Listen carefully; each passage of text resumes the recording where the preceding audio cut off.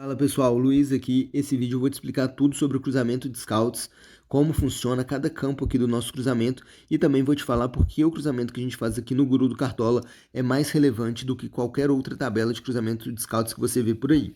O nosso relatório ele é dividido por posição, tem um goleiro até atacante, dividido para cada posição.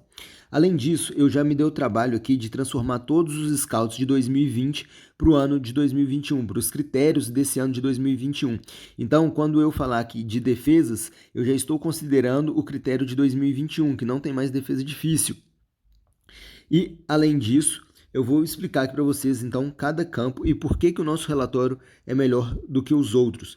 O nosso relatório ele tem uma informação muito mais relevante, porque a gente faz o cruzamento considerando cada jogador. Então, a gente não considera simplesmente o clube ou a posição.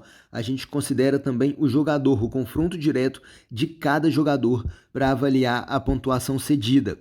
Então, no caso do Marcos Felipe, que é goleiro do Fluminense, eu vou pegar as pontuações do Marcos Felipe e vou pegar também a pontuação de outros goleiros que jogaram contra o Luciano e contra o Pablo, que é o confronto direto do Marcos Felipe na próxima rodada. Então, o Marcos Felipe, nos últimos 5 jogos, eu estou sempre considerando aqui no máximo os últimos 5 jogos mais recentes.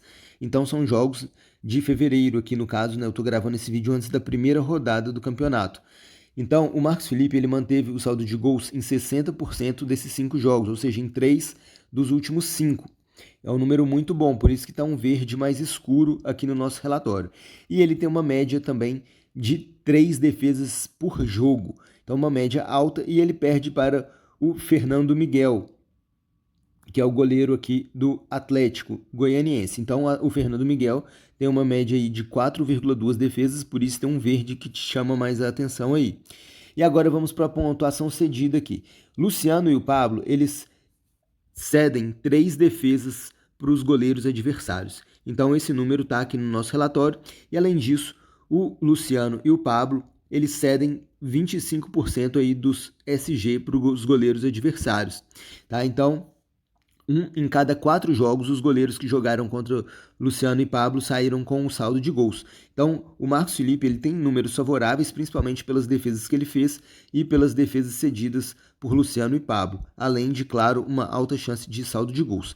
Tá? Então, muitas vezes as pessoas me perguntam: Luiz, por que você colocou o Marcos Felipe como o melhor goleiro para a rodada e você não colocou o fulano de tal?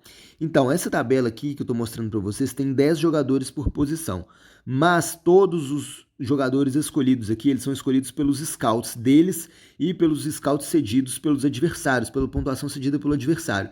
Então, essa tabela não tem nada da minha opinião, aqui não tem palpite meu, ela é baseada simplesmente nos números.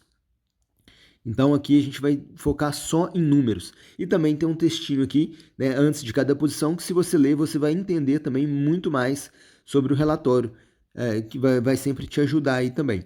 O Guga é a melhor opção para lateral. E muito disso é porque, aqui vou diminuir o zoom, os laterais direitos que jogaram contra o Carlinhos mantiveram um saldo de gols em todos os jogos recentes.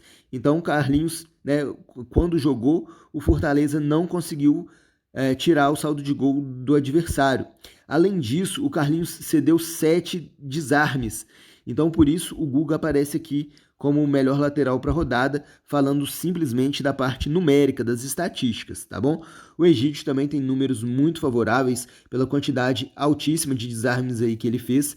E outro destaque que é o Felipe Luiz, olha, com 4,6, uma média de desarmes muito alta. E além disso, o Mike também cede 4 desarmes aí para os laterais esquerdos. Então, números favoráveis aí para o Felipe Luiz. Tá? E os laterais eles estão sempre em ordem, somando a pontuação dos laterais mais a pontuação cedida pelo adversário. Não só os laterais, né? Todas as posições aqui. Então, se a gente somar a média do Guga mais a média dos laterais que jogaram contra o Carlinhos, vai ser maior do que a média de todos os laterais que estão para baixo aí, tá? Tá sempre na ordem. E o mesmo raciocínio para os zagueiros, para os meias e para os atacantes. Então aqui, pensando simplesmente nos números, Gustavo Mosquito seria a melhor opção de atacante, porque ele fez gol, né, em metade dos jogos aí, ele tem uma média de meio gol por partida nos últimos 4 jogos, uma média de assistência de 0,2 e o Atlético Goianiense cedeu aí um gol para os atacantes, né? O Nathan Silva e o Éder cederam um gol por partida para os atacantes. Então, por isso, Gustavo Mosquito tem números favoráveis aí para a próxima rodada.